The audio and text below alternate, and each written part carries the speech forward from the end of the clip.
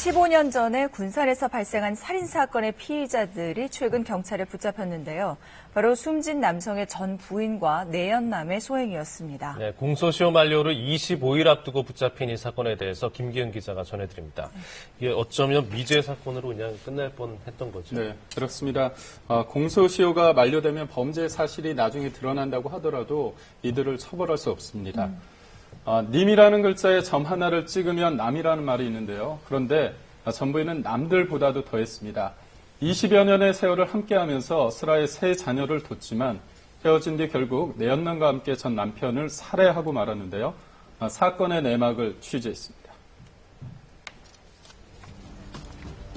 지난달 28일 전북 군산의 한 야산, 모자와 마스크를 쓴 중년 남성이 조수석에 탄 사람을 둔기로 때리는 신용을 합니다. 때리니까 머리 그렇지 이렇게 됐어.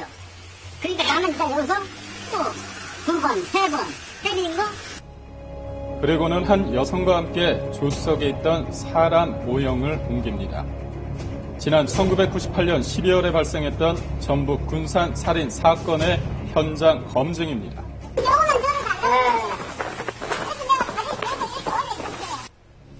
너무나 태연한 이들의 행동, 15년의 세월이 이들로 하여금 죄책감마저 느끼지 못하게 한 걸까요?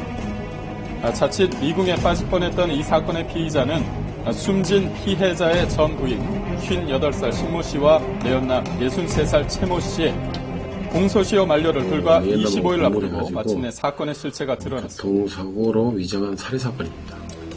사건은 15년 전으로 거슬러 올라갑니다. 1998년 12월 20일 저녁 7시쯤 신 씨는 할 얘기가 있다며 1년 전 이혼한 강모 씨를 군산의 한 식당으로 불러냅니다.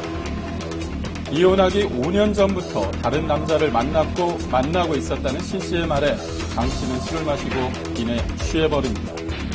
만취한 강 씨와 식당 밖으로 나온 신 씨는 강 씨를 자신의 승용차에 태웁니다.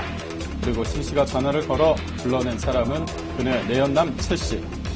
몰래 뒷좌석에 탄 그는 갑자기 둔기로 강 씨의 뒤통수를 내리쳤다. 때리면 팍 소리가 났어요. 내가 때렸죠. 때리면 차가 움직였어요. 정신을 잃은 강 씨를 차량에 태운 채 인근 야산의 공터로 향한 두 사람. 공터에 도착한 순간 정신을 차린 강 씨가 차량 밖으로 도망쳤지만 이미 때는 늦었습니다. 채 씨가 둔기를 들고 뒤쫓아가 강 씨의 얼굴과 머리를 여러 차례 때렸습니다. 그리고 다음날 강 씨는 인근 돼지 축사에 처박힌 차량에서 숨진 채 발견됐습니다. 차를 갖다 돼지 축사에다가 받았는데 축사에서 받은 소리를 듣고 그 축사 주인한테도 주인이 아마 신고를 했습니다. 그 당시는. 신 씨와 채 씨가 강 씨를 차량 운전석으로 옮겨놓은 뒤 내리막길에서 차량을 밀어 음주운전 교통사고로 위장한 건데요. 그렇다면 전 부인인 신 씨는 왜 헤어진 남편을 내연남과 함께 살해했을까요? 두 사람은 고액의 보험금을 노리고 이 같은 범행을 저지른 것으로 확인됐습니다. 사건 발생 1년 전 이미 이혼한 상태였던 신 씨와 숨진 강 씨. 이혼하기 3개월 전부터 신 씨는 남편 강 씨 몰래 사망보험금으로 수억 원을 받을 수 있는 보험에 가입했습니다.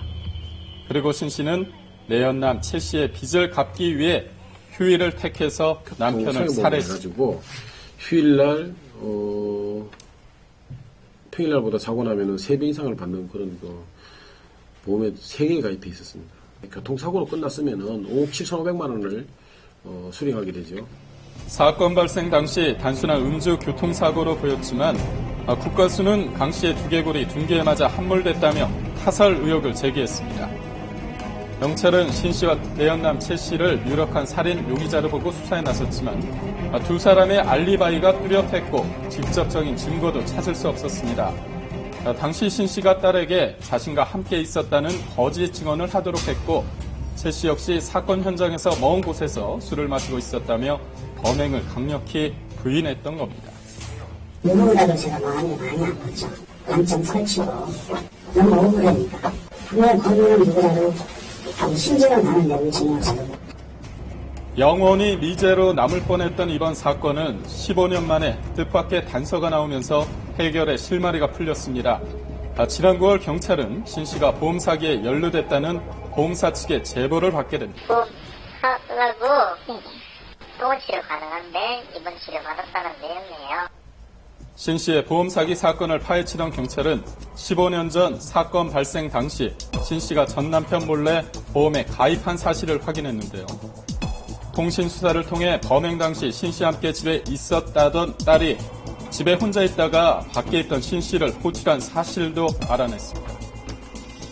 당시에 딸이 엄마한테 호출을 한 게 있어요. 삐삐. 집안에서 같이 있으면서 삐 호출한 적 없잖아요. 최 씨 역시 통화 내역은 물론 참고인을 다시 조사하면서 허위 증언을 통해 알리바이를 꾸몄던 사실을 확인하게 됐는데요. 피해자 최 씨가 사람을 죽였고 그리고 그 대가로 2억 원을 받기로 했다는 말을 들었다라는 진술을 추가로 확보를 했습니다. 범행 후 얼마 지나지 않아 사이가 틀어져 버린 신 씨와 최 씨. 그동안 각자 평범한 엄마와 택시 운전을 하는 평범한 가장으로 지내오다 공소시효 만료 25일을 앞둔 지난달 24일 각각 군산과 제주도에서 검거되면서 결국 경찰 조사를 받는 자리에서 다시 만나게 됐습니다.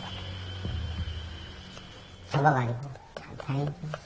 가서 설날 살아남고 아이고 이제 범인 잡았으니까 편히 쉬라. 지금까지 발 뻗고 못 잡힌 거 그냥 푹 편히 이제 바꾸고 다 내기고 싶어요. 편히. 경찰은 전부인 신 씨와 내연남 최 씨를 살인 혐의로 검찰에 송치했습니다.